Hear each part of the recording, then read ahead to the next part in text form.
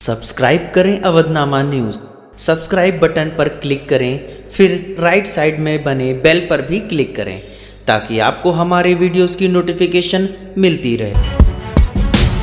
केंद्रीय गृह मंत्रालय ने बुधवार को लॉकडाउन के दूसरे फेज के दौरान कम जोखिम वाले क्षेत्रों में छूट संबंधी गाइडलाइन जारी की है। यह छूट 20 अप्रैल से लागू होगी। कटाई और आने वाले दिनों में नए बुआई सीजन के शुरू होने के मद्देनजर खेती किसानी से जुड़े कामों को खास छूट दी गई है। हालांकि इस दौरान सोशल डिस्टेंसिंग के मानकों का कड़ाई से पालन किया जाएगा।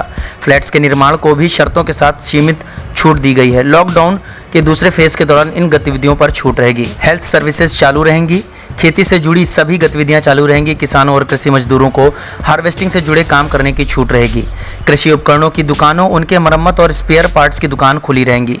खाद, बीज, कीटनाशकों के निर्माण और वितरण की गतिविधियां चालू रहेंगी। इनकी दुकानें खुली रहेंगी। कटाई से जुड़ी मशीनों यानी कि कंबाइन के एक राज्य से दूसरे राज्य में मूवमेंट पर कोई रोक नहीं रहेगी।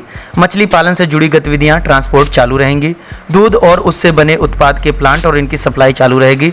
मवेशियों के चारा से जुड़े प्लांट, रॉ मटेरियल की सप्लाई चालू रहेगी।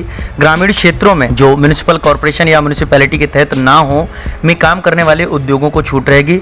स्पेशल इकोनॉमिक जोन में मैन्युफैक्चरिंग और दूसरे औद्योगिक संस्थानों, निर्यात से जुड़ी इकाइयों के शर्तों के साथ छूट रहेगी। यहाँ ये उद्योग अपना काम शुरू कर सकते हैं, लेकिन उन्हें वर्करों को अपने परिसर में ही ठहराने का इंतजाम भी करना होगा।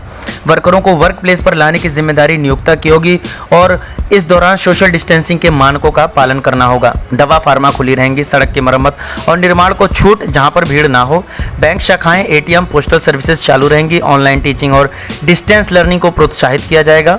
मनरेगा के काम की इजाजत रहेगी सोशल डिस्टेंसिंग का सख्ती से पालन करते हुए। मनरेगा में सिंचाई और वाटर कंजर्वेशन से जुड़े कामों को प्राथमिकता दी जाएगी। इमरजेंसी के हालात में 4 व्हीलर में ड्राइवर के अलावा केवल एक ही रहेगा। दोपहिया पर सिर्फ एक ही शख्स यानी कि उसका चालक सवार हो सकता है। उल्लंघन करने पर जुर्माना है। कोई शख्स क्वारंटीन किया गया है मगर नियमों का उल्लंघन करता है तो आईपीसी की धारा 188 के तहत कार्रवाई होगी।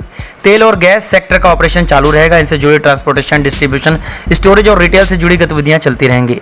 गुड्स, कार्गो की लोडिंग अनलोडिंग के काम को छूट है। जरूरी सामान जैसे पेट्रोलियम और एलपीजी प्रोडक्ट्स, दवाओं, खाद्य सामग्रियों के ट्रांसपोर्टेशन को इजाजत रहेगी।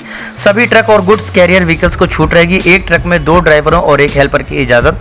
इस बार ट्रकों के मरम्मत की दुकानों को भी छूट। हाईवेज पर ढाबे भी खुले रहेंगे ताकि ट्रकर्स को दिक्कत ना हो। रेलवे की मालगाड़ियों को छूट बरकरार है। सभी जरूरी सामान की सप्लाई चेन की इजाजत है। किराना की दुकान, राशन की दुकान, फल, सब्जी, मीट, मछली को छूट बरकरार रहेगी। प्रिंट और इलेक्ट्रॉनिक मीडिया को छूट। डीटीएच और केबल सर्विस को भी छूट। आईटी से जुड़ी कंपनियों को वर्कफोर्स के 50% स्ट्रेंथ के साथ काम करने की इजाजत जोखिम वाले क्षेत्रों में चिन्हित इलाकों में नहीं है। ई कॉमर्स कंपनियों की गतिविधियों, इनके ऑपरेटरों की गाड़ियों को छूट। इसके लिए इजाजत लेनी होगी। सरकारी काम में लगी डेटा और कॉल सेंटर सर्विसेज को इजाजत। प्राइवेट सिक्योरिटी सर्विसेज को इजाजत रहेगी।